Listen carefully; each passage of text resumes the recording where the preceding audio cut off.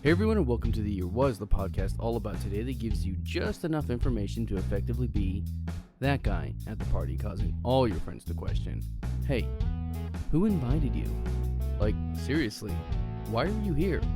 I'm your host, Michael Montalban. For the next few minutes, we will swim through the river of time to try and find out what makes today truly unique. On this episode, we examine the events that occurred April 13th.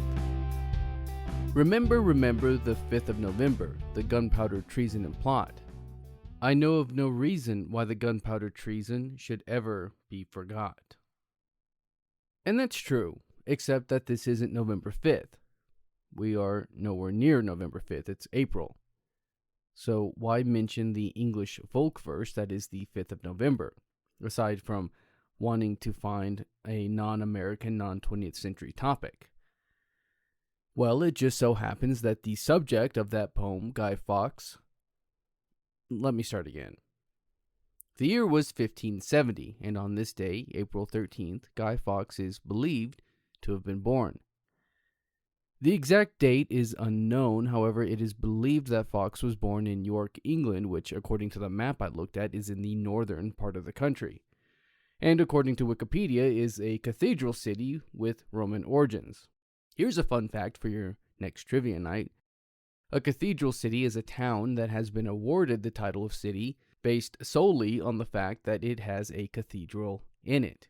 The Fawkes family was Protestant but converted to Catholicism when his mother remarried after the death of Edward Fawkes, his father, when Guy was only 8.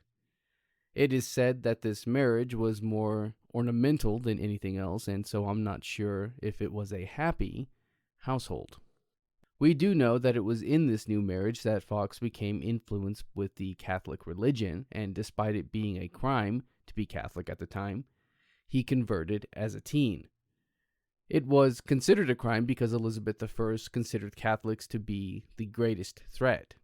Masses were banned and priests were executed, and this caused a lot of problems for Catholics because they needed to adapt to a more concealed lifestyle. Fawkes's Catholic beliefs were also most likely further honed with his attending of St. Peter's School in York. Basically, what you need to know was that this guy was all about being Catholic. By 1591, Fawkes went to Spain to fight against Protestant Dutch reformers in the 80 Years' War, a name that is unfortunately a bit misleading as the conflict only lasted 79 years, 8 months, and 1 week. The important thing to note here is that this is when he met Thomas Wintour, who was looking for Catholic conspirators and would eventually be one of the men who would plan the Gunpowder plot, a plot that was not just famous, it was infamous. Wintour brought Fawkes back to England, and the two men met up with the conspirators Sunday this fall on Fawkes, led by Robert Catesby and also joined by Thomas Percy and John Wright. Catesby, as it turns out, did not live in 1920s New York and have a friend named Nick Carraway, but was instead previously imprisoned for his Catholic beliefs and was the cousin of Wintour, who together began to lay the groundwork for the plot, coming this fall to AMC. The plot was simple: blow up Parliament and assassinate King James I, along with as many members of Parliament as was possible.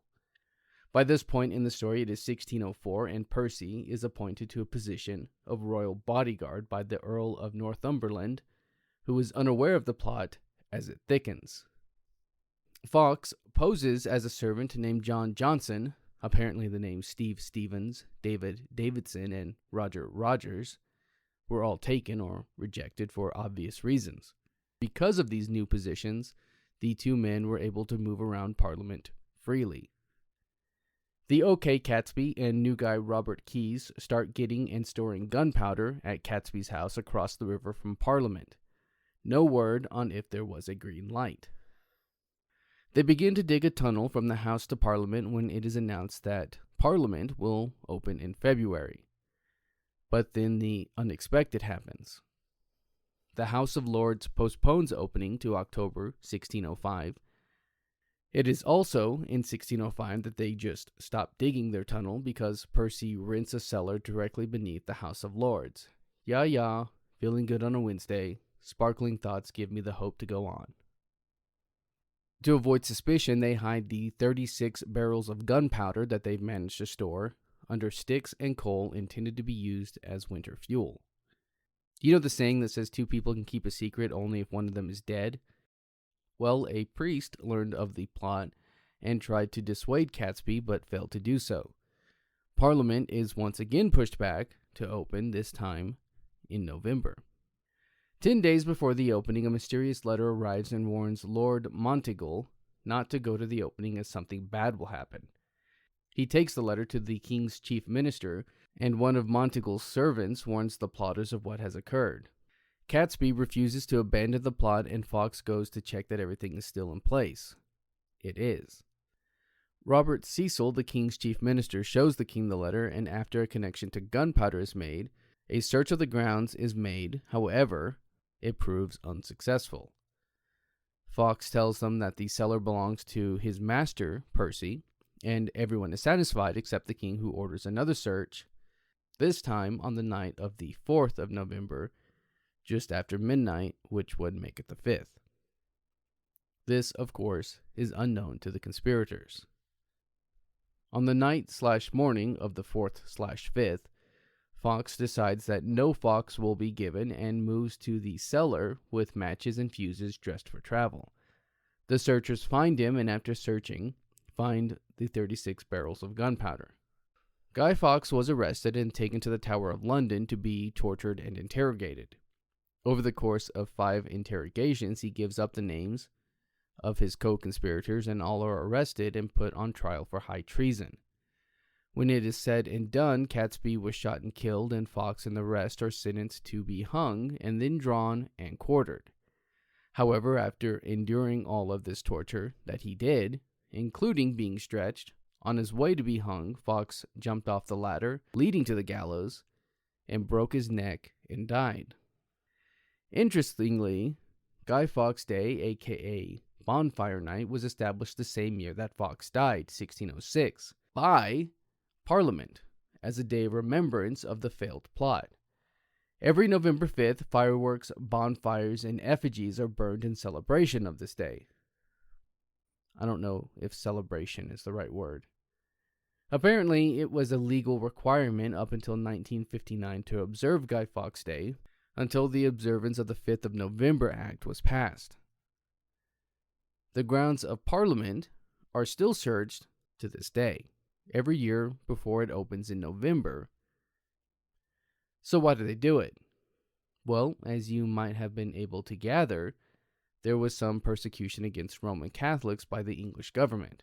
According to History.com, the hope was to replace the Protestant government with a Roman Catholic one.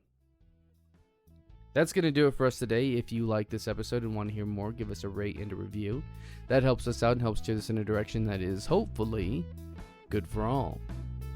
If you're watching this on YouTube, you can find the Year Was audio version on your podcast app of choice.